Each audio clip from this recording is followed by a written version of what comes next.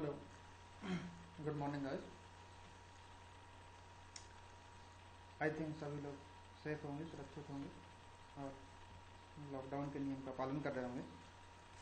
तो last class में देखिए जहाँ तक कंप्लीट हुआ था वो ये है कि हम लेसिंग के बारे में थ्योरी पढ़ चुके थे इसका।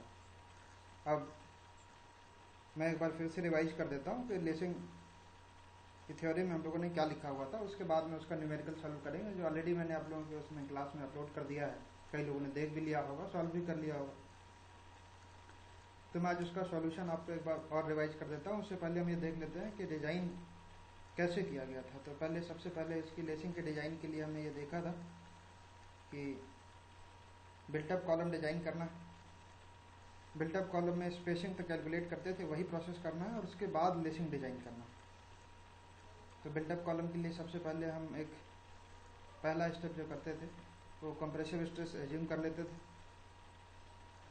उसके बाद में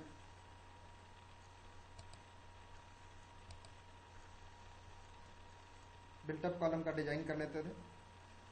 तो सबसे पहला स्टेप जो है उसमें कंप्रेसिव स्ट्रेस एज्यूम कर लेते थे। उसके बाद एरिया निकालने के लिए लोड को कंप्रेसिव स्ट्रेस जो अलाउेबल हमने एज्यूम किया है उसे डिवाइड कर देते थे।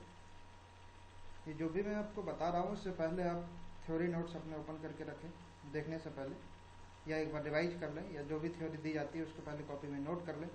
उसको देखते हुए इसको समझें तो ज़्यादा अच्छे से क्लियर होगा। तो रिक्वायर्ड एरिया जो हमको निकालना है वो लोड को अलाउेबल कंप्रेसिव स्ट्रेस से डिवाइड कर देंगे। तो जो एरिया रिक्वायर्ड है उसके बेसिस पर स्टील टेबल से हम सेक्शन सेलेक्ट करते थे। तो बिल्टअप कॉलम के लिए या तो 2 चैनल सेक्शन हो सकते थे, 2 आई सेक्शन हो सकते थे, या 4 एंगल सेक्शन हो सकते थे। उसको हैंड बुक से हम सेलेक्ट कर लेते थे एरिया के अकॉर्डिंग। इसके बाद में उनको इस तरीके से स्पेस करते थे कि ये इतनी दूर पर हमको रखना है कि जो मिनिमम रेडियस ऑफ गायरेशन है वो मैक्सिमम के बराबर हो जाए, यानी आर वाई वाई जो है वो मिनिमम ना रहने पाए। ये पर्पज़ होता है हमारा बिल्टअप कॉलम बनाने का। अब उसके बाद में जब हम एक निश्चित स्पेसिंग मान लेते हैं कि एस की स्पेसिंग पर रखे हुए हैं, तो उस सेक्शन की प्रॉपर्टी पूरी नोट कर लेते हैं। उसके बाद इफेक्टिव लेंथ हम क्वेश्चन से फाइंड कर लेते हैं और स्लेंडरनेस रेशियो हम इफेक्टिव लेंथ को रेडियस ऑफ गायरेशन से डिवाइड करने के बाद पता कर लेते थे। और जब स्लेंडरनेस रेशियो और एफ वाई पता हो जाता था तो सिग्मा एसी कैलकुलेट कर लेते थे। सिग्मा एसी कैलकुलेट कर लेने के बाद हम लोड कैरिंग कैपेसिटी निकालते थे, जो कि अप्लाइड लोड से ज़्यादा आना चाहिए, तभी वो सेक्शन सेफ है, अदरवाइज हमको रिवाइज करना पड़ता है।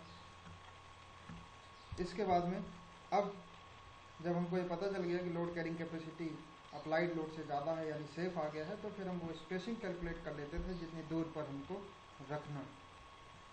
वो स्पेसिंग का फार्मूला मैंने आपको बता दिया था कि बैक टू बैक होता है। तो क्या फार्मूला होगा, 2ix x is equal to 2iy करना होता है, भले ही वो बैक टू बैक रखे हों या टू टू टू रखें। इसके बाद अब लेसिंग का डिज़ाइन स्टार्ट होता है। तो लेसिंग के डिज़ाइन में सबसे पहले हम एंगल ऑफ इंक्लिनेशन एज्यूम कर लेते हैं, जो कि जनरली 45 लेते हैं। उसके बाद उसको चेक करते हैं स्पेसिंग के लिए कि मिनिमम स्लेंडरनेस रेशियो C/RYY जो कैलकुलेट करते हैं वो 50 से या 0.7 टाइम्स ऑफ लैम्डा होल से ज़्यादा नहीं होना चाहिए। उसके बाद में जब यहाँ तक हम कैलकुलेट कर लेते हैं तो ये देखते हैं कि फोर्स कितना आ रहा है। फोर्स आने के बाद कि फोर्स कैलकुलेट करने के लिए हमको पता है कि as per rule transverse shear जो है वो 2.5% होता है टोटल लोड। ट्रांसवर्स शियर जब कैलकुलेट हो जाता है तो हम कंप्रेसिव फोर्स निकालते हैं जो उसकी एक्सिस के अकॉर्डिंग होता है, जो कि V/2 दोनों में बराबर डिस्ट्रीब्यूट हो जाता है। जो कैपिटल V है, अभी ट्रांसवर्स शियर जो हमने कैलकुलेट किया वो दोनों ही साइड में क्योंकि लेसिंग प्रोवाइड की गई है तो V/2 इक्वली डिस्ट्रीब्यूट हो जाता है। उसके बाद कंप्रेसिव फोर्स हम निकालेंगे तो वो V/2 साइन थीटा या V/2 इंटू कॉसेक थीटा जो भी लिखते हैं, यानी साइन थीटा लिखेंगे तो वो अपॉन में आएगा और कॉसेक थीटा अगर लिखेंगे तो वो V के साथ में आएगा, V कॉसेक थीटा पॉइंट। इसके बाद में हम अगर हमें रिवेट कराया पता है तो ये पता चल जाता था कि विड्थ ऑफ लेसिंग कितना होगा। जैसे कि 18 mm अगर एज्यूम करते हैं तो 55 mm विड्थ ऑफ लेसिंग हम लेंगे। इसके बाद में लेसिंग की थिकनेस कैलकुलेट कर लेते थे। सिंगल लेसिंग के लिए T L1/40 से कम नहीं होना चाहिए। इसके बाद जब थिकनेस पता चल जाती है तो radius of gyration, minimum radius of gyration T/√12 से कैलकुलेट कर लेते थे। फिर जो स्लेंडरनेस रेशियो है लेसिंग का वो कैलकुलेट कर लेते हैं, क्योंकि L1 divide by R minimum होता है, और L1 है रिवेट्स के बीच का डिस्टेंस या लेसिंग जो फ्लैट है उसकी लंबाई, वो 145 से ज़्यादा नहीं होना चाहिए। फिर इसके बाद इसका टेंसाइल स्ट्रेंथ और कंप्रेसिव स्ट्रेंथ कैलकुलेट कर लेते थे, जो कि उस पर आने वाले कंप्रेसिव फोर्स से ज़्यादा हो। तो कंप्रेसिव फोर्स वैसे ही निकालना है, सिग्मा AC कैलकुलेट करना है और उसको ग्रॉस एरिया से मल्टीप्लाई कर देना है, जो कि V/2 cosec थीटा से ज़्यादा होना चाहिए।